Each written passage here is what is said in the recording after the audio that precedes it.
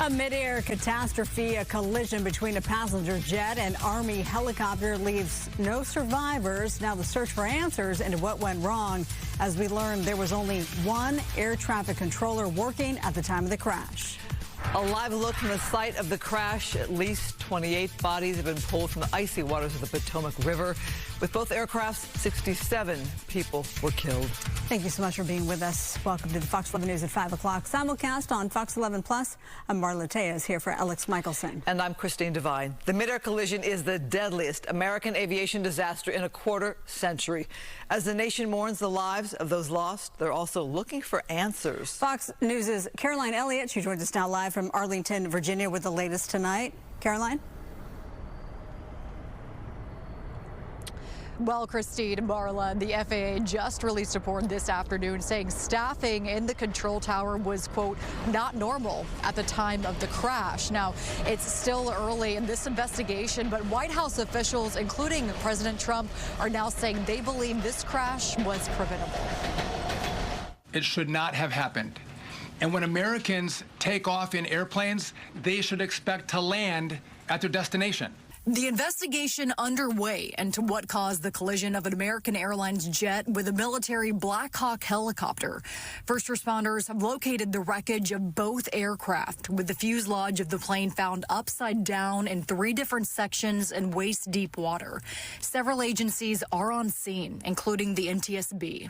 Our mission is to understand not just what happened, but why it happened, and to recommend changes to prevent it from happening again.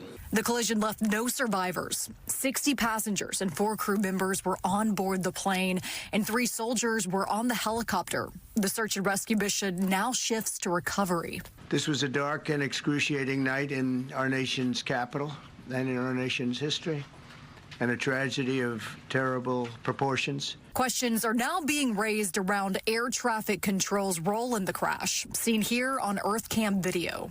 Pass 25, this is Georgia in flight. Pass 25, pass 1 is Georgia. Meanwhile, we're learning more about the victims of this tragedy. Among them, several U.S. figure skaters, coaches, and their family members. Tell people around you that you love them, because you just never know.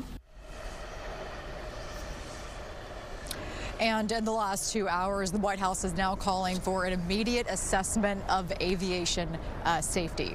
Marla, Christine. Now, as far as we understand, Caroline, those black boxes have been recovered? Yeah, of course, we know that is certainly one of the biggest focuses for crews on scene behind us. And we do know, of course, wreckage is still being pulled out. But, of course, we are seeing that a lot of officials are saying they hope that those black boxes do contain some of those key answers. All right, Marla, thank you. Christine. Yeah, thank you so much there. We know that the flights were canceled last night. They resumed again this morning around 11, so we'll take it from here because we're going to take a live look here at LAX, where a few flights have been affected by the deadly crash in D.C. 4 flights from LAX to D.C. were delayed or canceled today.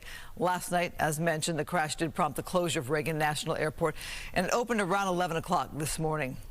Our coverage continues on air and online. Head to foxla.com to track live updates and find a timeline of the disaster. And later at 5:30, Jody Armour joins us live to discuss the president's remarks on DEI in relation to the crash.